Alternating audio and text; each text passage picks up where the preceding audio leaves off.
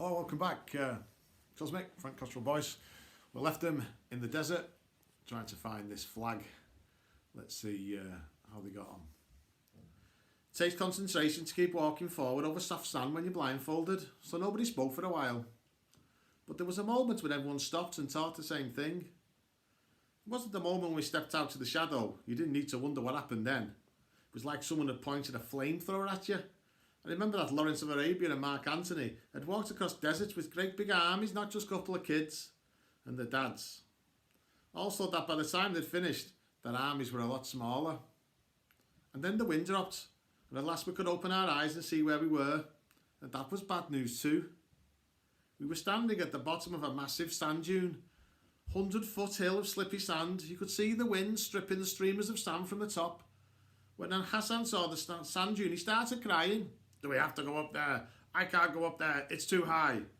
Monsieur Martinet seemed this as a challenge, but not for him, for Max. Max, he barked, run up the dune and see if you can see the flag. Max looked shocked. Why me? Max, yelled Monsieur Martinet, winners lead from the front. But, said Max, do as I say, this is a matter of discipline. And Max set off the dune all on his own, looking really miserable in the soft sand. Hassan Xanadu sat down. I'm not going up that, he said, even if there are 1,000 flags on the other side. Eddie said, my dear Hassan doesn't want to climb it. We must go round. Samson too thought this was not a good idea. Dr. Drax told us to follow the shadow. If we veer off, we may never find it again. This is a wind drift dune. Such dunes can be many miles long, perhaps 20 or even 30. 20 or 30 miles sounded bad, but climbing that dune looked impossible. Max was up to his knees and said, I can't do it, he yelled. He sounded like he was going to cry. Monsieur Martinet looked uncomfortable. Even he didn't fancy it. Let's go round, he said. In a barren landscape like this, said Samson too, it is too difficult to keep your bearings. Difficult, said Monsieur Martinet, is what the best do. Max! But Dr. Drax said, pleaded Samson too. Dr. Drax expects us to use our own initiative, snapped Monsieur Martinet. Initiative is how winners win. I was going to say, yeah, but getting lost in desert is how people die.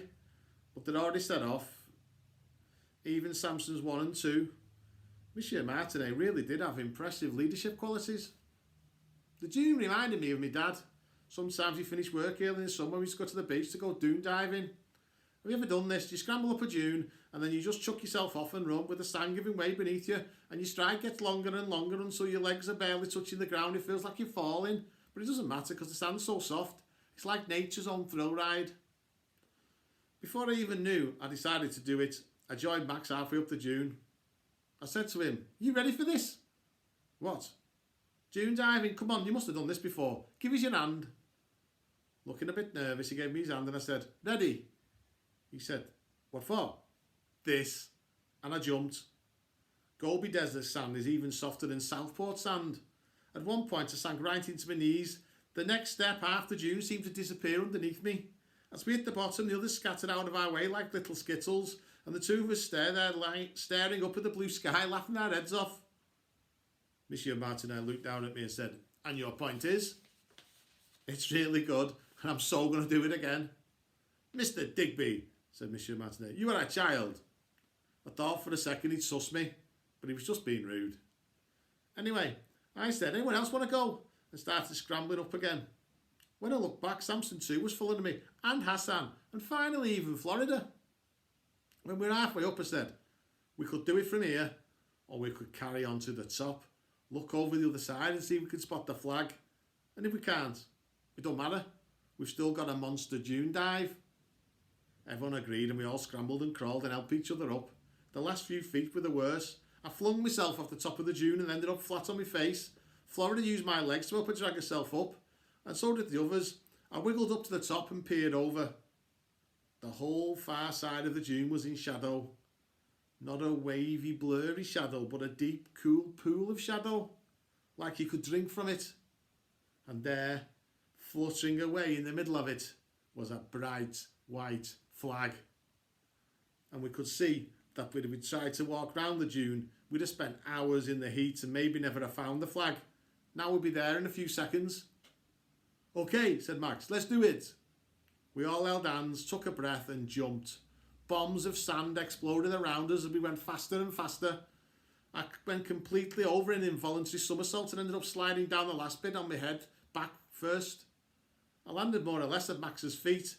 He was holding up the flag and everyone was cheering. Did you invent dune diving? Asked Hassan. Because if you did, you make a lot of money from this. Copyright it. My dad used to do it with me. Don't your dads do it with you? I think he would say it was a distraction, said Samson too.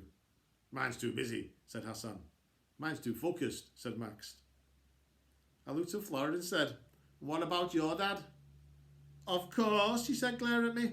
He does it all the time, don't you? I'd forgotten that I was her dad. You have an enjoyable dad then, said Hassan. He looked at me like I thought he might want to buy me.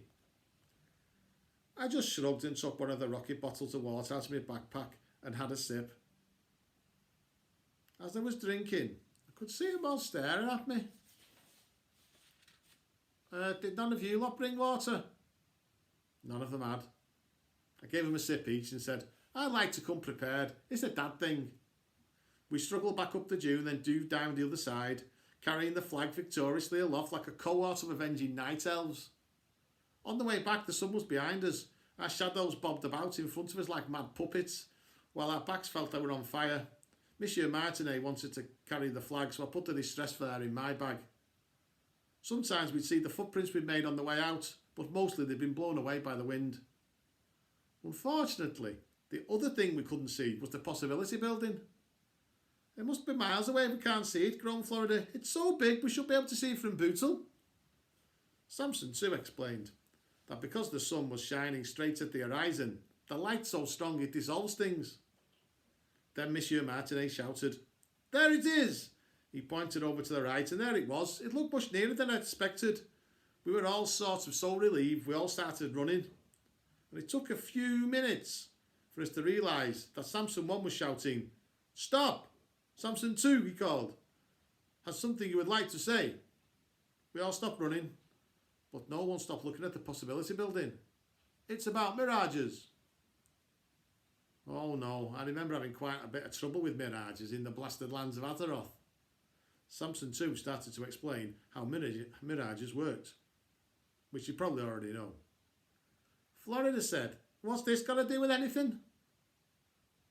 Although you can see the building, it's not really there. Of course it's there, snapped Monsieur Martinet. You're just looking for an excuse to stop walking. Come on, Max. When the tough gets going, the tough get going. I believe the wisest course of action, said Samson 2, will be to wait until nightfall, when the Possibility Building will be easily visible because it's lit up at night. He's a genius, said Samson 1. We should listen to him. The Possibility Building, said Monsieur Martinet. It's visible now, I know, because I can see it. And he jogged off with Max following him. Samson 2 called after them. If the building is really there, why is it due north? The only thing we know for certain is that it's due east. How do we know that? Said Florida. Because we followed the sun, the shadow of the Possibilities Building. The sun rises in the east, so the shadow was pointing west. Now we want to go in the exact opposite direction. Hassan said, I want to go with them, it's boring here. Eddie shrugged, whatever makes my little boy happy. Florida said, I'm bored too, I'll come with you. And they set off. How can we stop them? Said Samson 1. They will be exhausted and dehydrated and will probably die. Well, I said, it's their own fault for not listening. That's true, but all the same, she's your daughter. Oh yeah, I've forgotten that. I yelled, Florida, come back! She glanced round. Come back who? She shouted. I didn't need the instructions to know she was testing me. If I said princess, she'd be so pleased to come running back. But it seemed like a bad idea just to threaten her. So I yelled, come back now or else. And else what? This. They'd all forgotten I got the distress flare. I pulled it out of my bag and held it over my head. If you don't come back right now, I'll set this off and the whole trip will be over. Florida stared at me. They all stared at me. I said, okay, come back now, all of you. They came back, but they weren't happy about it. But they did come back. Florida was howling. It's boiling. We're never going to get there by standing still. We're probably going to boil to death or die of boredom. I'm sure we'll find something to pass the time, I said. What about sand angels like snow angels? I lay on the ground and moved my arms up and down like to make the shape of wings, then stood up again. It looked nothing like an angel. It looked like a dip in the sand. And we could write funny things in the sand, I suggested, in huge letters. Come and think of it, something funny.